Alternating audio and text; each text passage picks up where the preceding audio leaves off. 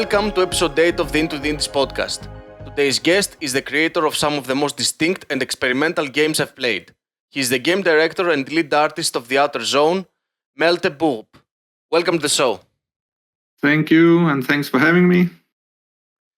So, as we were chatting a bit before we started recording, I have been following up your journey for many years now. Close to almost how many years I've had the blog, so I would argue it's at the very least 6, closer to 7 years.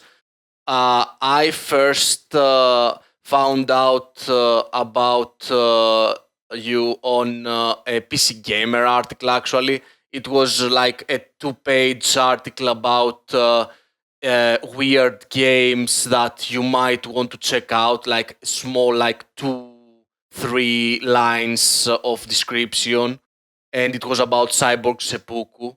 But even though that was mentioned, you had a game earlier from that, which was Sophus and the Moon Machine.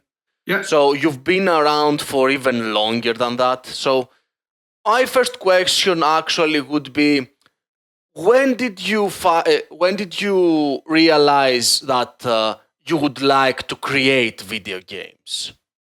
I think it was around back when I was studying on animation on an animation school in Denmark. I always wanted to make either like film or music, but decided to go with film and then animation. And then during animation studies, then I found out that I actually wanted to make games. I always played games, but I never thought of it as a career thing, actually. So it was when I came into internship at Daedalic Entertainment in Hamburg and worked on Deponia, that I realized that I wanted to do something like with storytelling in video games, basically. So adventure games would be the first thing to try out. But I wanted to start small, so I wanted to just create a interactive storybook, which was like a new format ish, because the iPad had just come out, and I thought, I can make that in like 3 months. But I could illustrate it in 3 months, and then it took 3 years or something to make. So, and I didn't have any idea of how to make a game. I thought maybe if I started with this interactive storybook, then it would be quick, but I might as well have just made a point-and-click adventure game. But after that, the reception of that one was really good, and it won me a few prizes in Denmark. So I used that to actually get cultural funding for our next game, which was Mind Scanners. So by then it was kind of like set in stone that I was in the games industry. So, from what you said, you started working at the Deponia projects, or did I misunderstood you? Yeah, Deponia was the game I worked on at Daedalic back in 2011, and then I worked as an artist. Yeah, backgrounds. Yeah. So, was there a game, or was it the Deponia work experience that made you think, okay, let's chase video games instead? Yeah, I think maybe, okay, I might have just made the decision before that. So I actually, I chose the Daedalic because I wanted to work in games. I wanted to try it out at least. So, but it was being there, I realized that, okay, I can actually do a project myself by making these interactive storybooks. I think one of the other people were making one of those interactive storybooks while we were there, so that inspired me to begin my own project. and yeah, I had tried a lot of different studios in Denmark to work on, but there was very few jobs available, so I was mostly working in my spare time and just taking internship after internship, basically. And then I finally got around to making mind scanners, getting money for that, and then created a games career out of that. Before Mind Scanners, though, as you said already, you had the interactive storybook, The Sophos and the Moon Machine, which came out essentially 5 years before Mind Scanners. And in between, you had a really active career, let's say, with the game jams and the Outer Zone games, which is how I find you out. You spoke already a bit about Sophos and the Moon Machine, but could you please? You talked how you started the project and what the idea was behind it. Can you speak a bit about um, what you took from that project, especially since, from a publishing perspective, this came out in 2016, and the next bunch of games for the Outer Zones mini projects were in 2018. So I assume Mind Scanners wasn't a thing back in 2016. So what were some lessons you took from your first game? Yeah, actually, it was. I think the biggest lesson was probably the thing about that no game is like a small project. Like you can't really make a small game that takes no time to make it. It just takes time to make a game. And I didn't know anything about programming back then. I thought maybe it was like, because it was an interactive storybook, that I could just throw it in some program and then draw some backgrounds and then make the character move, and that was it. But so I knew I had quickly found out that I had to have a collaborator, a programmer, and how important that is to have a good team.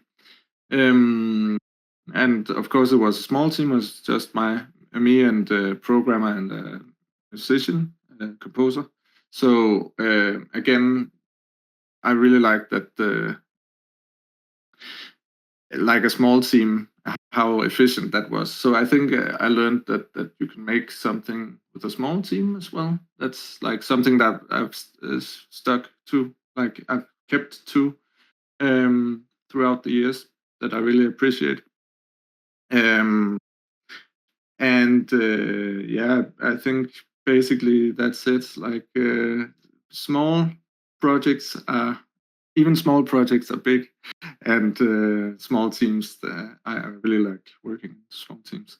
And then actually right after Sophos and the Moon Machine, I started to work on Mind Scanners, but it was a very early version of that back then. It was called House of Lunacy. There's probably an early trailer somewhere out there on YouTube, which was set in the 1800s, in the 18th century.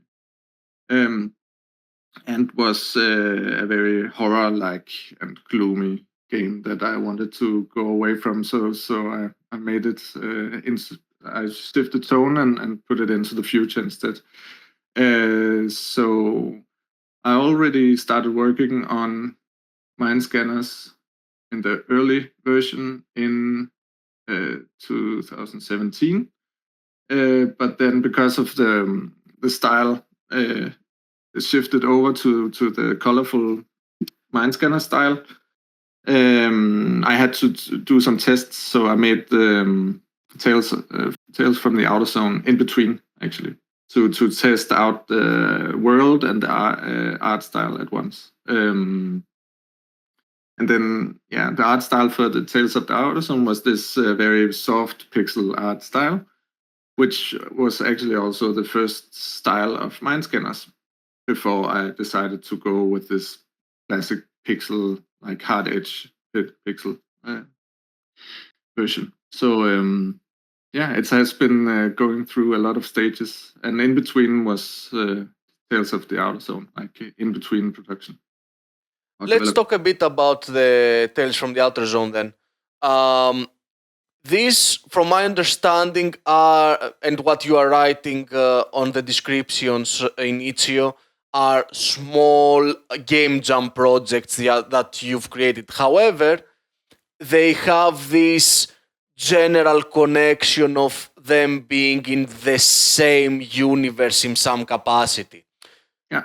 How did this idea came to be of smaller but not really independent micro adventure games, I would call them?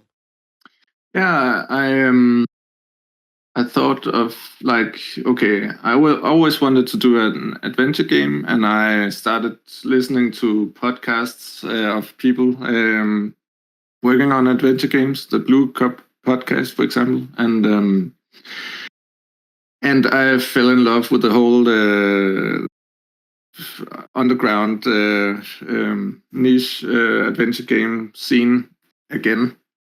I always wanted to make one. I always wanted, I always played a bunch of point and click adventure games. So I decided to, okay, let's try to actually make one in a game jam, like just to join a game jam and then was just on my own and see how far I can get in like 3 weeks. And I made Spyropoulou, and I always also used it as a test, so it was not completely like waste of time or anything to actually try out the style for mind scanners and also try out the universe of mind scanners. So yeah, it was like kind of a research thing for mind scanners, kind of like what the Pixar did. I don't know if they did do that still, but they did these shorts as research for their bigger pictures. So it's kind of like that.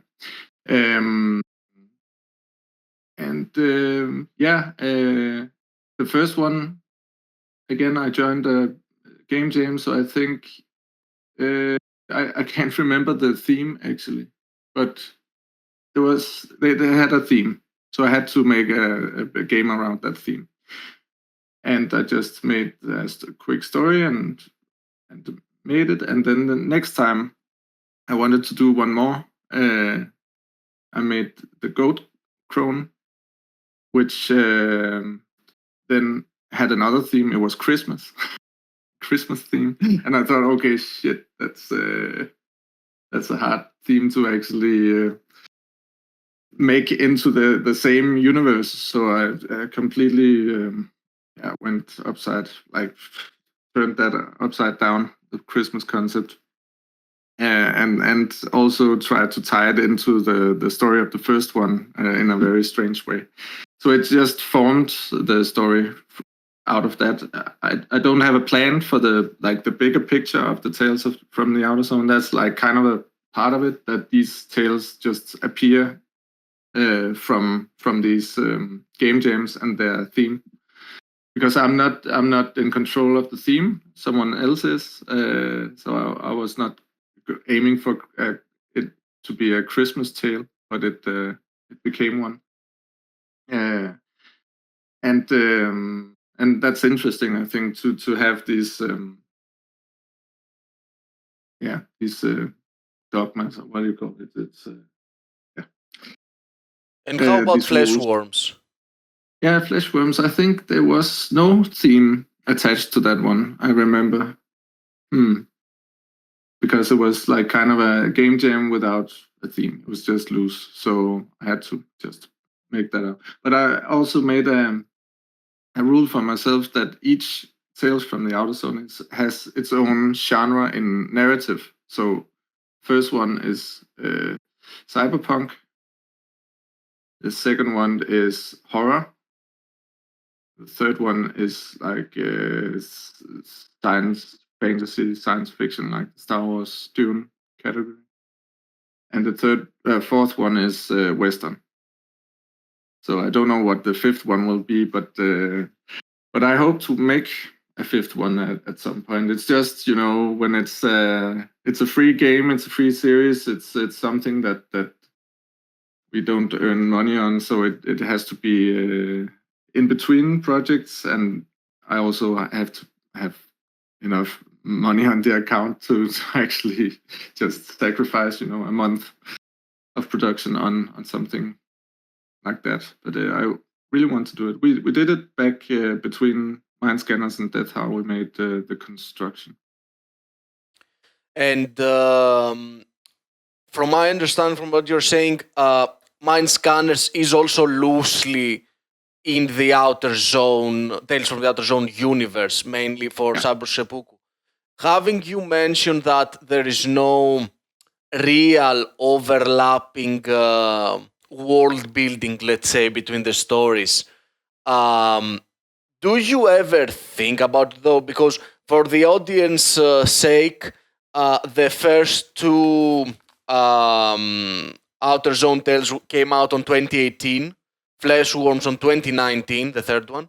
Mind Scanners, then we jumped to 2021, and the fourth and last up until this point, Tales from the Outer Zone game, the construction, was really late 2021. So by that time, several years have passed, and Mind Scanners being always in your mind, did you ever think about it a bit more from a world building perspective, or do you still go on a project by project basis with the idea of weird tales type of thing?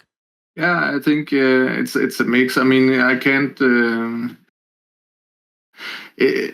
I really want to, explore the stories that I already began in the 4 chapters here, but to continue those in some way. And I have ideas, but I will let the next chapter dictate in what way it will be, because I also had ideas before we made the construction, but then we wanted to do the construction based on Mind Scanners this time around. So actually diving in like 100 years before all the other events, and then just, I can't remember if it's 100 years, but many years back from to the beginning of the structure, the great city that's being that Mind Scanners takes place in. So it was kind of like, okay, let's jump back there and then tell a story from that. But it will still be tied into Mind Scanners, and I will also try and tie it into the other chapters as well.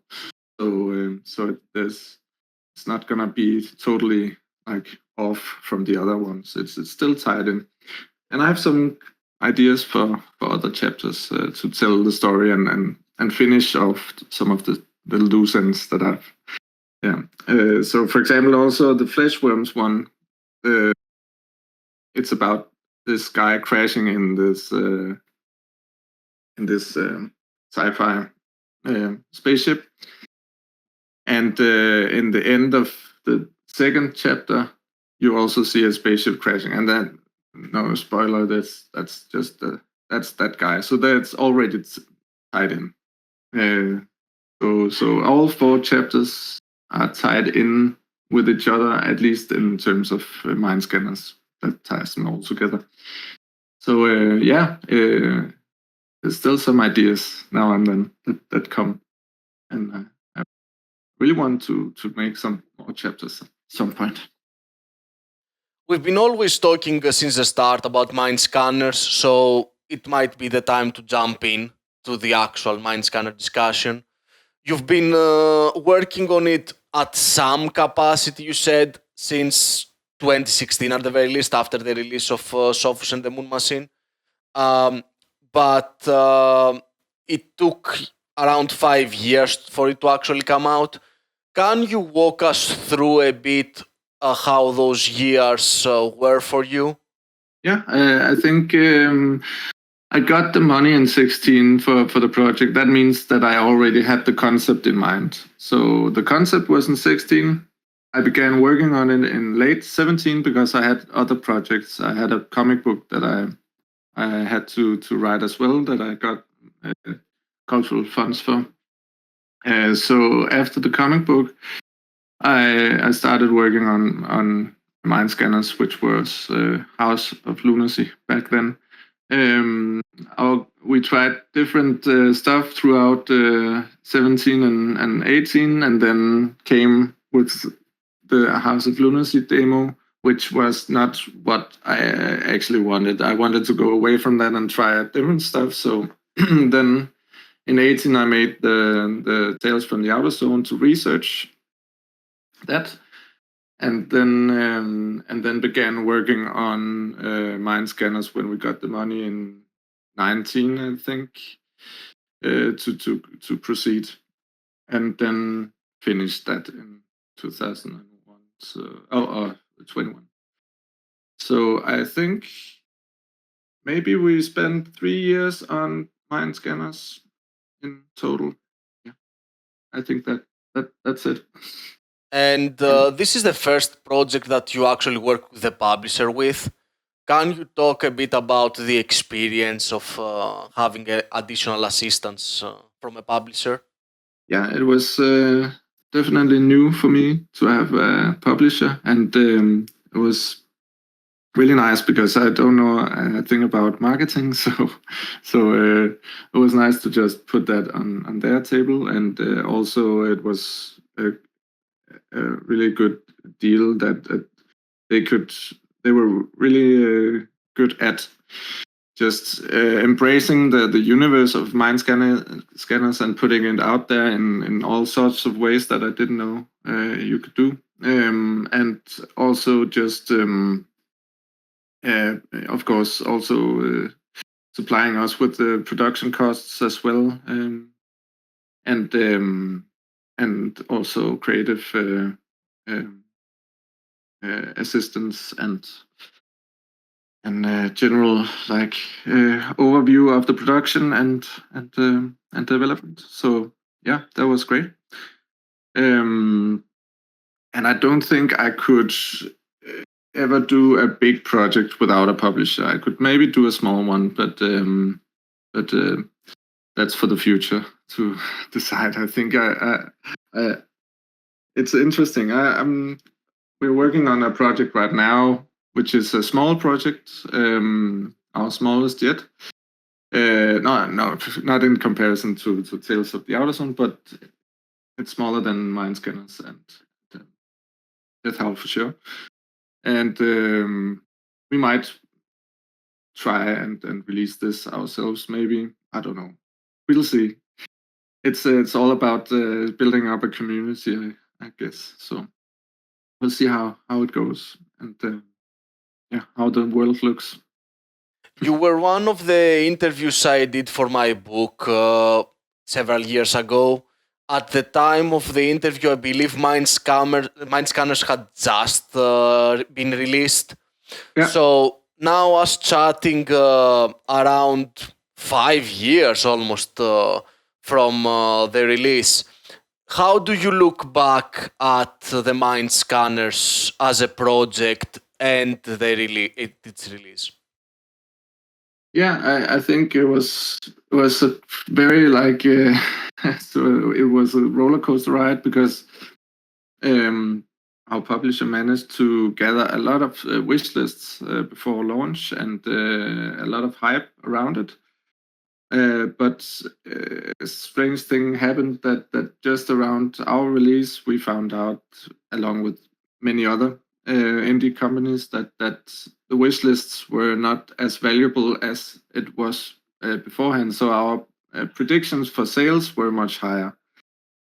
So that was kind of like, okay. So we went from like, hey, everything is going better than planned till okay, it's not going that well. And when we actually released the game, and then a month after something, Markiplier made some videos for Mind Scanners, and then it just sales came up again, and Microsoft wanted it on Game Pass, so we got a Game Pass deal, and so everything went really well by the end.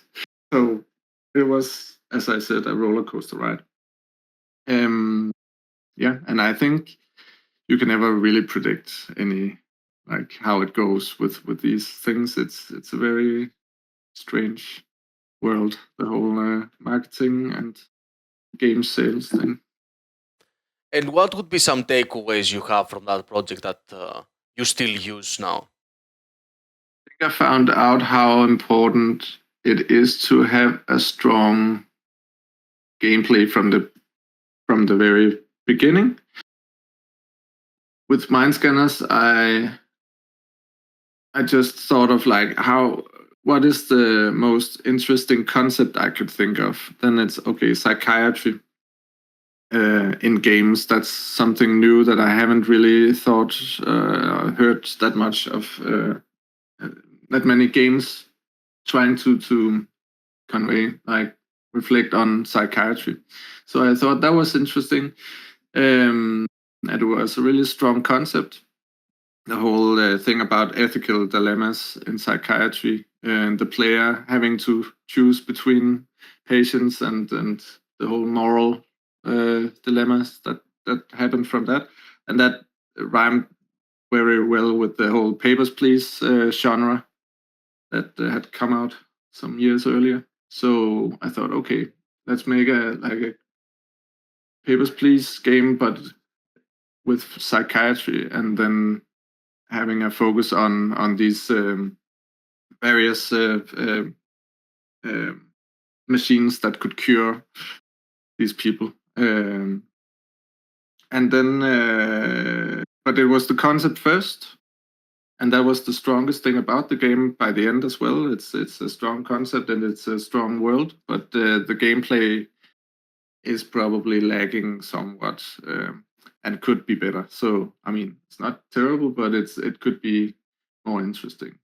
So I thought the second time around, the next big game, Death Howl, we would try to focus on gameplay first.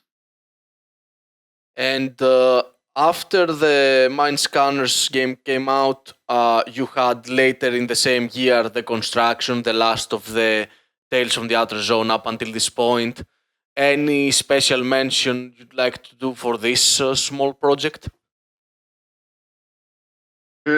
Anything? Sorry. Any special mention we can make for the Construction? We already have chatted about the Tales from the Outer Zone, but you had a small tidbit for every single project, so let's have some for the Construction as well. I think the Construction was interesting in terms of trying to make this point and click together with Rasmus, the programmer from Mind Scanners, and also Death Howl. So it was a collaborative episode, and the other was just me doing everything. So this time around, I could focus on other stuff as well. But we didn't have that much time, so it was good that I had help. So,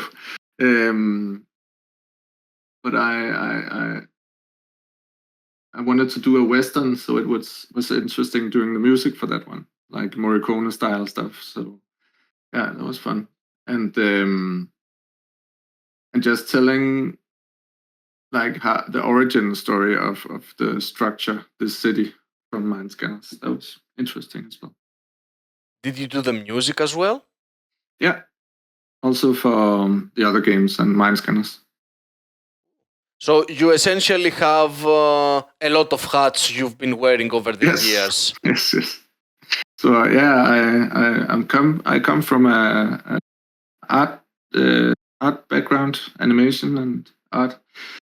But I've always been writing stories, so I'm also writing the games and, of course, directing them and producing them, funding, and also music and sound effects. On the first games, Death Howl was the first game where I put. I just took. I had a sound designer and a composer. But I also did some of the music for Death Howl. But and then of course Sofas on the Moon Machine was also done. The music was also done partly by another person. So yeah. So this last Outer Zone project came out, I think, December 2021. So Death Howl came out late last year, 2025. When did Death Howl start in your head? The concept of using cards in like a digital, like a video game. So that started probably when I played Dream Quest back in 15, I think. So while I was studying games at the design school, I was playing this game, which is basically stickmen going around in a dungeon, and then it's a deck builder inspired by Dominion, which is like a physical card game. So this was way before Slay the Spire. I believe, I don't know, but I think Slay the Spire is heavily inspired by Dream Quest. So, but I was also inspired by it, and I wanted to do a version which was like an open world version, but I couldn't do that back then. I didn't have the means to do it, and I didn't have the knowledge to do it either, like design wise. So again, I started with Mind Scanners because it was like close to my heart in terms of narrative and concept first. And after doing Mind Scanners, I had more design knowledge, and Slay the Spire had come out, so it was more like it was interesting to see how they did it, and also how we could distinguish ourselves from that to try and do an alternative deck builder. And how did the story came to be? In Death Howl? Yeah. That was so we started with gameplay first, and I thought it rhymed a bit with shamanism, the whole thing about slaying these creatures and taking their skin and bones and crafting new cards.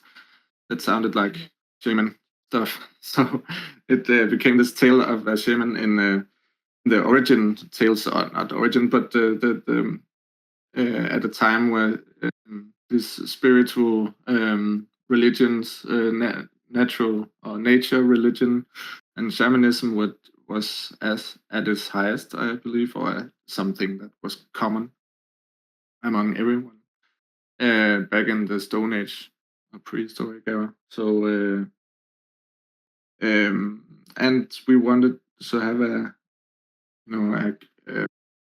catalyst, what do you call it? A reason for our protagonist to go into the spirit world. So we thought maybe she had lost someone, and then had a trauma, and then that would bring her into the spirit world and bring her wanted to bring her son back from the dead. So and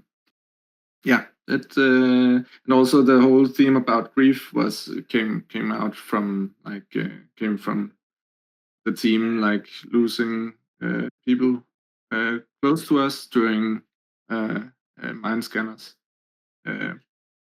So. And how about the gameplay idea? I understand the deck builder battler, but you also had really distinct areas that you can traverse at your leisure. Also, a progression where there is a part of perhaps farming to create new cards and replay older battles available in an area. How did this progression and setup was thought about? Mm-hmm. So we wanted to do an alternative to the roguelike deck builder. So we wanted it to be an open world, and we quickly found out that by making it open, it required some rules, and one of them was like to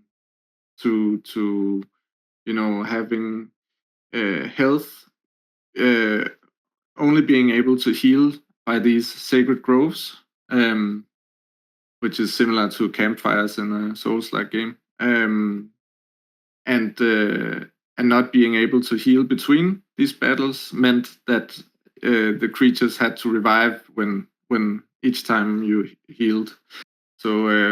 mechanics like that came about, and that was actually inspired from the roguelike genre, which had between each campfire, each place to heal, there's battles. So you need to um, lose as little health as possible in each battle. Even the easy battles, you have to take care of your health. So that was interesting, I think. So we tried that model in our game. So even though it's open, you can choose whatever path you want. Then there's these structures laid in, inspired by roguelike. And Have you yeah. played at all the CD Projekt game, The Thronebreaker? No, actually not. I think it came maybe after we began development. So it was after I did the initial research. I don't remember the dates, to be honest, but I played both games, and I was reminded of Thronebreaker a bit in the sense of it's in essence a card game, but it has this open world, this isometric view where you just walk around and go from a challenge to challenge, essentially. But you choose the order, you choose, and you have a story behind it. There might be other games out there who do this, but I haven't played them, so I can't draw comparisons. So I wondered whether you had any inspirations from that front. No, it's the inspiration came from of course Dream Quest and Slay the Spire, but also Final Fantasy Tactics. Yeah. And then the world structure of Breath of the Wild. So that's like the mix, I would say. And then some games we played during development, like Into the Breach, also inspired some parts of the game. And then when our testers came back and said it reminded them of Souls games, then we thought, okay, maybe let us lean into that a bit. I didn't know anything about Souls games back then, so once we started, so it's something that just developed over time. And how long would you say were you working on Death Howl? 4.5 years. So 2021 you started around? Yeah, just right after the release of Mind Scanners, basically. Okay. Yeah. And now it has been released for several months. If I remember correctly, it was around November or October? December 9th. And then the console release was February 19th. And it's okay, it's only a couple of months since then, so I might put you on the spot right now and ask you, as of right now, how do you see Death Howl as a project?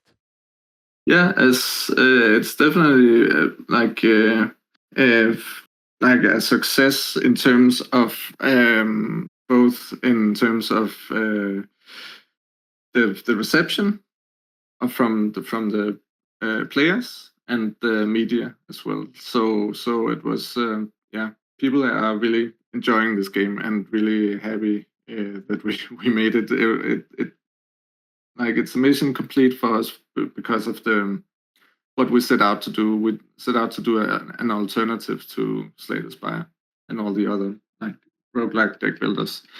So, and people actually really jive with that. It seems like that they really enjoy this way of playing with cards. So that's really great, and also the atmosphere and the story and the mood and all artwork and stuff like that. So yeah, really nice that people appreciate all our struggle to make this. In terms of sales, it could be better. Also, when you look at how much praise it's got, then it's really just tough to sell games nowadays, and it's strange to I don't know how you can actually do the big numbers when like we have a really good and big publisher, and we've made a really good game. So we just need people to see it and discover it, I guess. But it's still a success in terms of sales because we have enough money to still be going on, like continuing to our next project. So that's good. That's like the first thing, at least. And any lessons learned on that project? Like before, you mentioned about working with a publisher and stuff like that from mind scanners, and also the gameplay first that you started doing as part of the Death Howl project. So from Death Howl, anything you learned that you will get to the next project? Yeah, I think on a positive note, this time around, like I think we had the right formula. So I'm really just happy how smooth it went. The production and the development and the game design and everything was just going smooth. I'd say that maybe again planning this one was probably a bit off. So I thought it would take 3 years and it took 4.5. So again, that's a lot of difference. That's like a third on top, like extra time.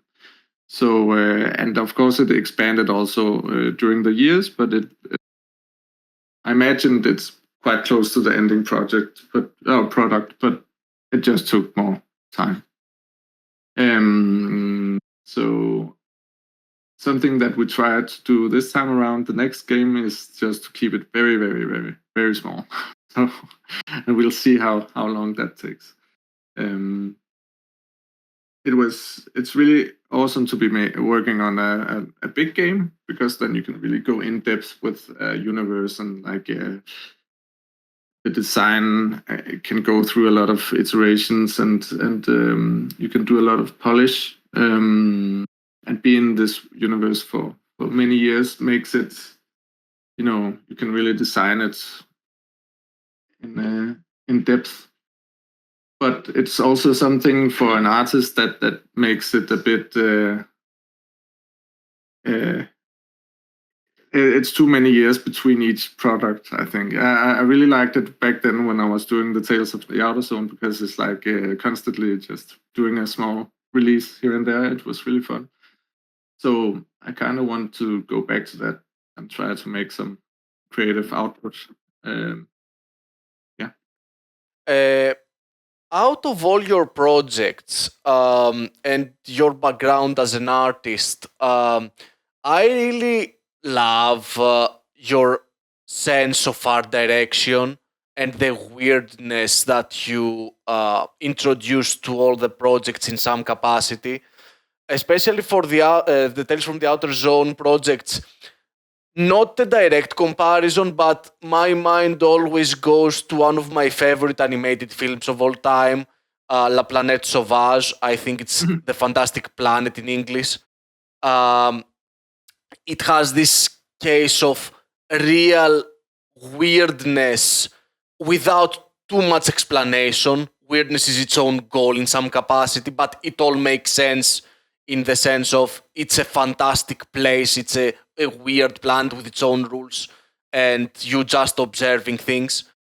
Coming from an art background, I imagine you have a lot of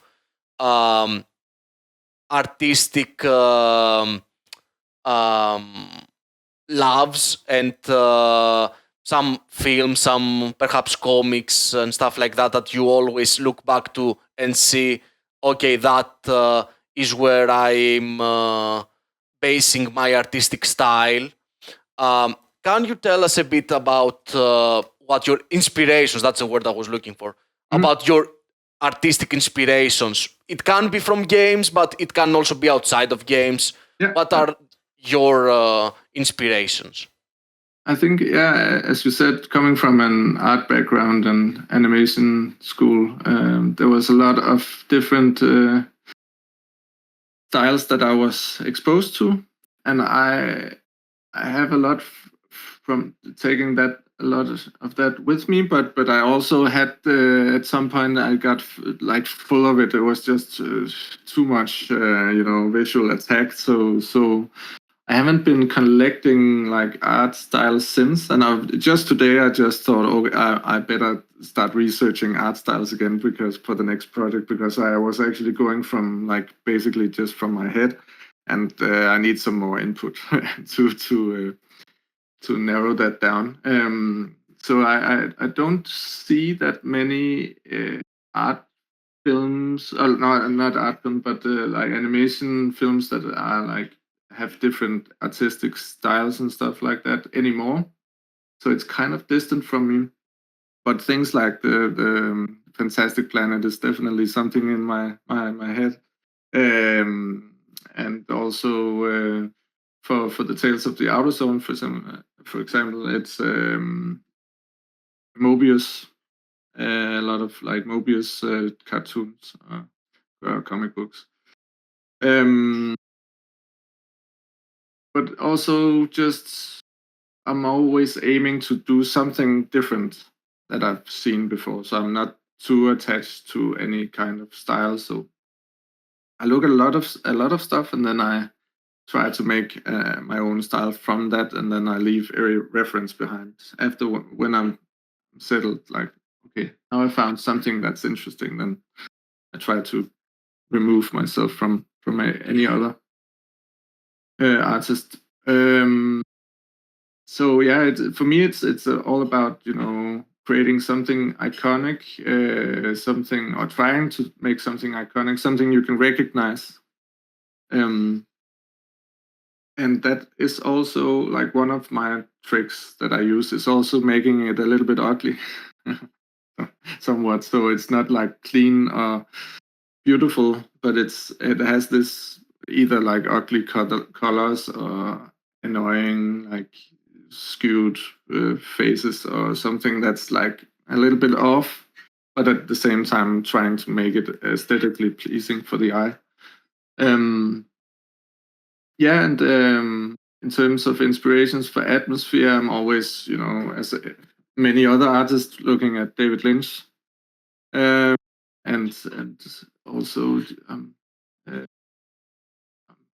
very fond of his way of his mood and atmosphere in his films, and also Lars von Trier, Danish director, and Cronenberg and Verhoeven.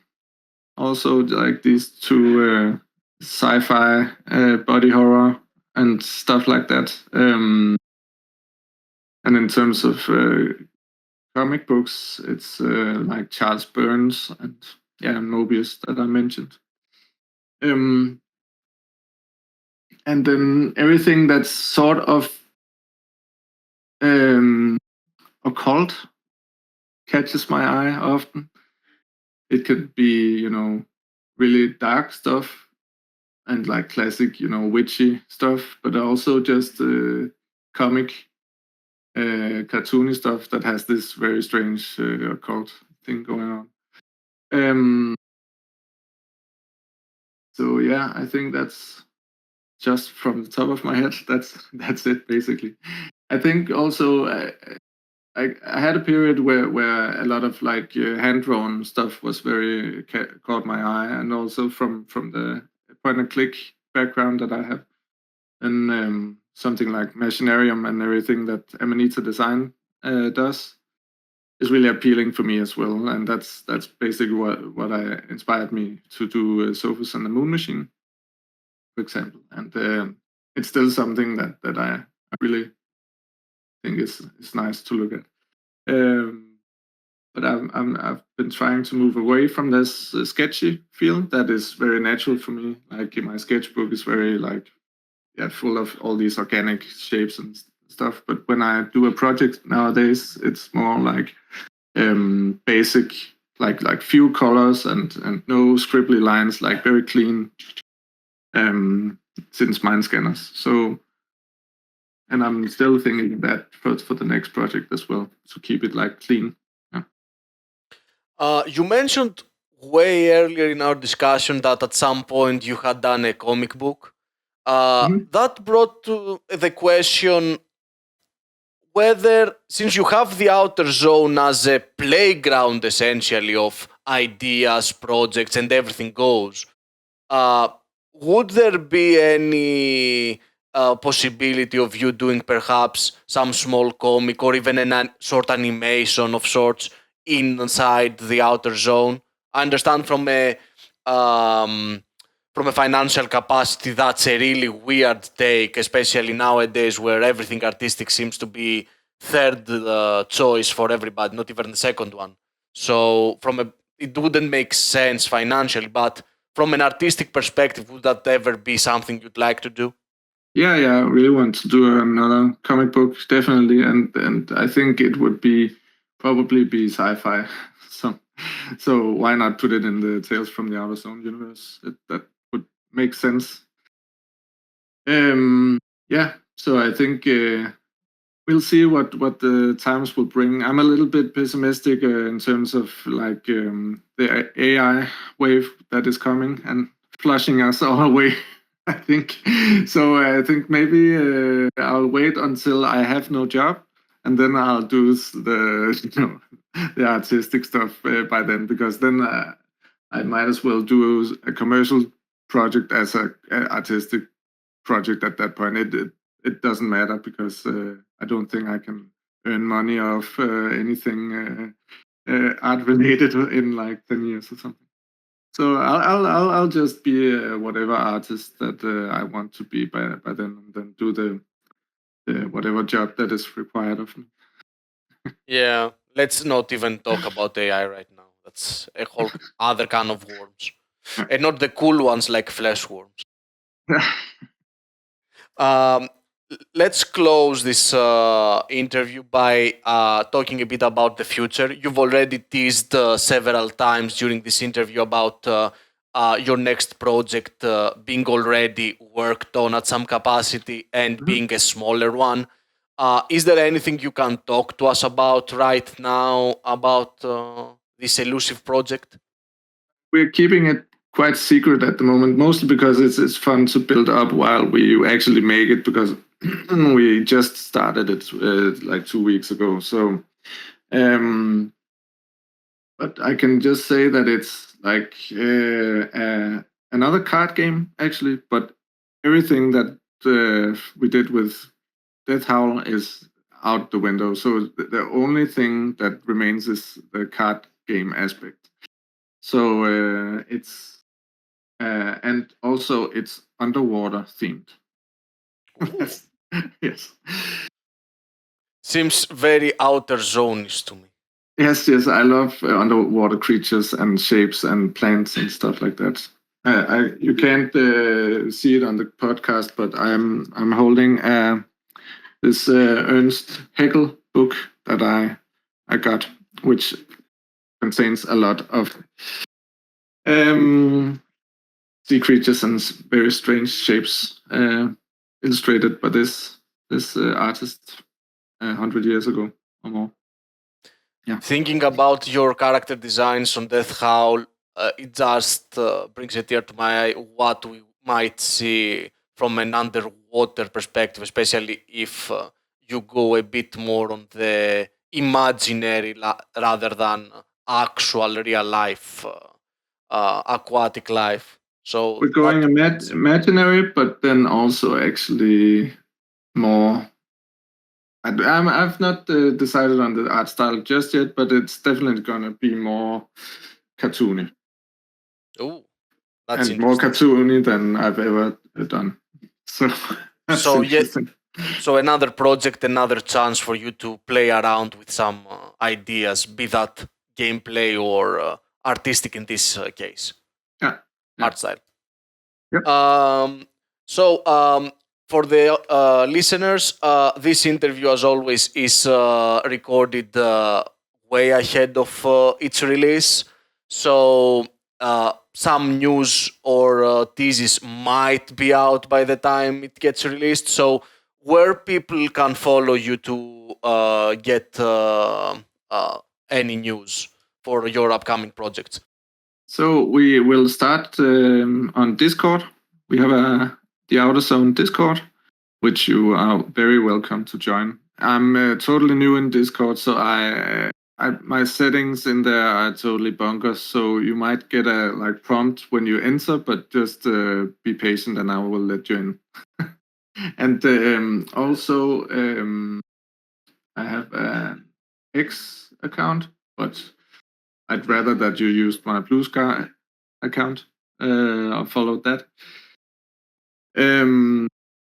Yeah, and I will post there during the development as well. Once we establish the game and announce it and stuff like that. As always, links to everything will be as part of the description in the YouTube videos of the podcast, so you can easily check and follow these accounts. And that brings us to the end of this interview. Thank you very much, Malte, for joining us. It's been a pleasure. Thank you. It's been a pleasure. Mine too. It's been many years coming, this live discussion. Yes, it has. Yeah, thanks for having me on the show.